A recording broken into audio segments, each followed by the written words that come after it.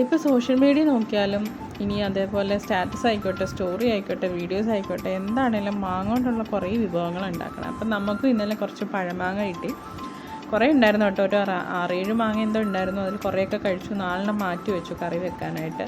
അതിലൊരെണ്ണം കേടായിപ്പോയി. കേട് മീൻസ് പുഴുവൊന്നുമില്ല, പക്ഷെ എന്നാലും എന്തോ ഒരു കളർ വ്യത്യാസം. അപ്പോൾ അത് കാരണം നമ്മൾ എടുത്തില്ല. ഇനി വയറ്റിന് വല്ല അസുഖം വന്നാലോ ഓർത്ത് അത് എടുത്തില്ല. ബാക്കിയുള്ള 3 മാങ്ങ നല്ലപോലെ കഴുകി ഇതുപോലെ തൊലി കളഞ്ഞെടുത്തു. അപ്പം എൻ്റെ ഒരു പ്ലാൻ എന്ന് വെച്ചാൽ എന്താ പറയുക, പഴമാങ്ങ കറി, മാങ്ങ പുളിശ്ശേരി, അങ്ങനെ എന്തൊക്കെയോ പറയുമല്ലോ, അതാണ് എൻ്റെ മൈൻഡിൽ. എനിക്കറിയില്ല ഉണ്ടാക്കാൻ. ഞാൻ പിന്നെ എൻ്റെ ഒരു ഫ്രണ്ടിനെ വിളിച്ചു. ആൾ തൃശ്ശൂർ ബേസ്ഡ് ആണ് കേട്ടോ. ആൾ പണ്ട് വർക്ക് ചെയ്യുന്ന സമയത്ത് ഇങ്ങനെ എപ്പോഴും കൊണ്ടുവരുമായിരുന്നു.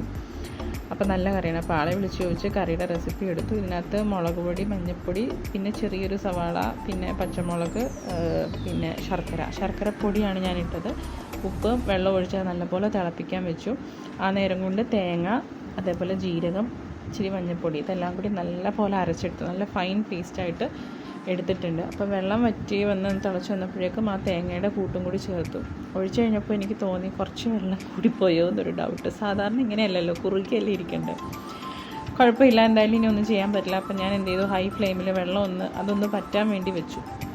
ആ നേരം കൊണ്ട് മെയിൻ ഇൻഗ്രീഡിയൻ്റ് ആയ തൈര് എടുത്തു. തൈര് നമ്മളെപ്പോഴും ഇങ്ങനത്തെ ഈ പച്ചടി, കിച്ചടി, ഇങ്ങനത്തെ സാധനങ്ങൾക്കൊക്കെ ഈ ടൈപ്പ് തൈരാണ് മേടിക്കണം, ഈ പുളിപ്പില്ലാത്ത തൈര്. അതൊന്ന് ജസ്റ്റ് ഒന്ന് അടിച്ചെടുത്തു.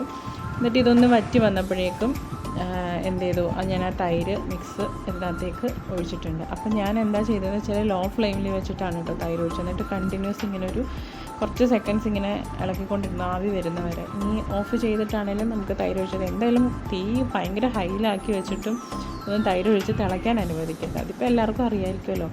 പിന്നെ അത് വാങ്ങി വെച്ചിട്ട് കടുക് പൊട്ടിക്കാൻ എടുത്തു. ഉലുവ, കടുക്, വറ്റൽമുളക്, കറിവേപ്പില എല്ലാം കൂടെ എടുത്തിട്ടാണ് കടുക് പൊട്ടിച്ചത്. അപ്പോൾ എന്തായാലും കറി റെഡി ആയിട്ടുണ്ട്. ടേസ്റ്റ് നോക്കിയപ്പം ടേസ്റ്റും കൊള്ളാം. ശർക്കരയൊക്കെ ഇട്ടതിൻ്റെയൊക്കെ ഒരു ടേസ്റ്റ് ഉണ്ട്.